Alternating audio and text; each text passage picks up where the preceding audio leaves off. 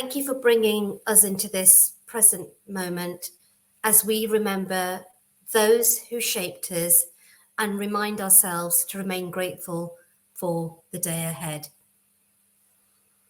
On 24th of September this year, we witnessed a very special moment. Two men were holding hands and crying, displaying their remarkable friendship, both reduced to tears, and sharing emotions in a public arena.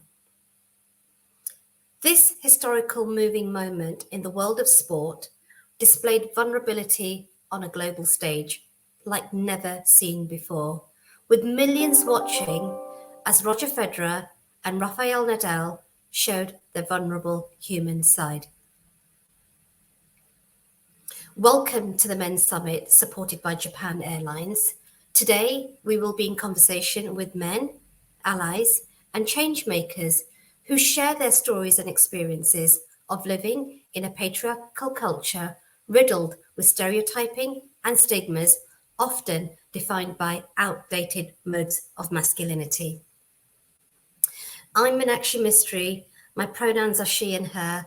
I'm the founder of Equality Leaders, and we are a team of aspiring change makers. And our mission is to make diversity, equity, and inclusion your everyday. We exist to accelerate learning journeys, craft spaces for bold and inclusive conversations, and provide tools and resources to innovate equitable outcomes. Our team are guided by our purpose, and we are driven by our values. We lead with courage to shape our future. We partner with organizations to co-create sustainable change.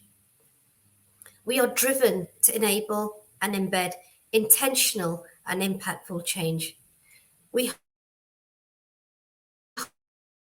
hold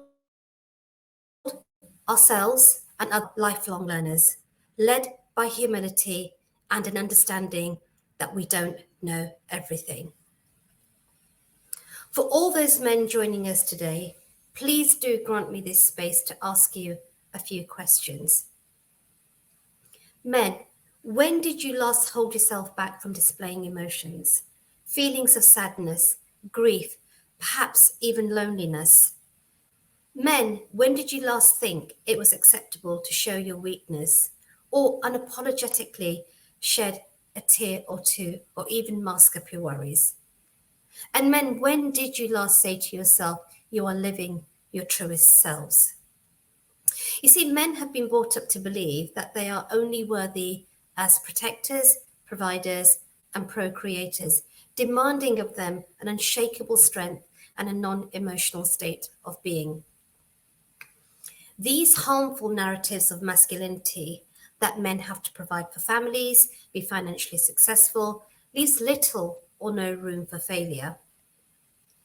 We believe the time has come to build environments which permit men the license to embrace new masculinities defined by emotional literacy and an openness to speak freely of the impact these unwritten rules of masculinity have on their mental health.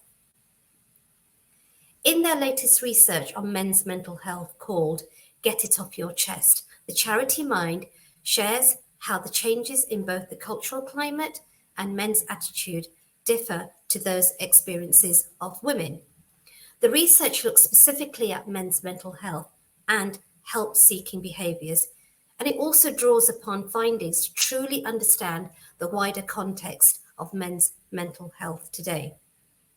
Men need to be able to access mental health support that both meets their needs and ideally provides those early interventions.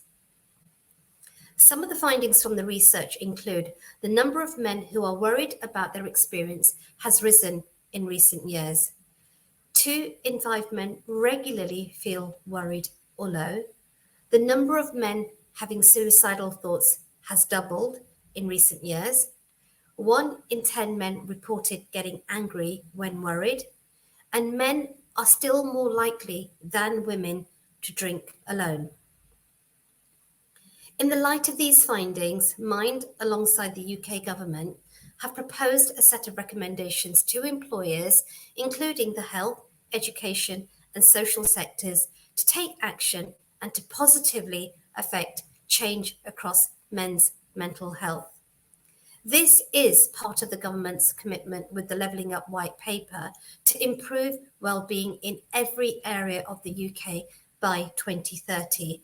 And some of those recommendations include creating a cross-party mental health strategy, further research into men's health behaviours, continued funding for anti-stigma campaigns, and continued focus on male suicide.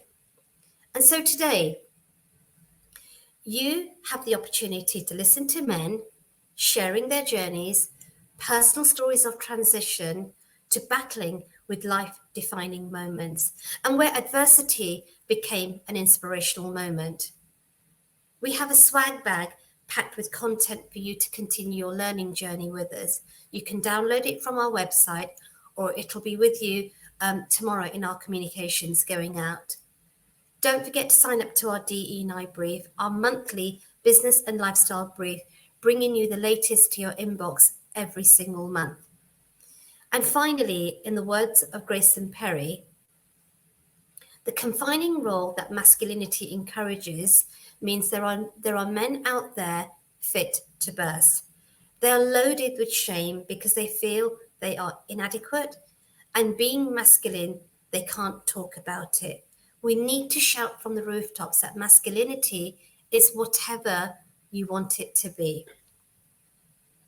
Now, to get the summit off the ground, I'd like to hand over to Kat Parsons, Head of Diversity, Inclusion, Belonging at UK and Ireland UISS, to introduce and moderate the first panel of the day, the confining panel, Performing Masculine Narratives.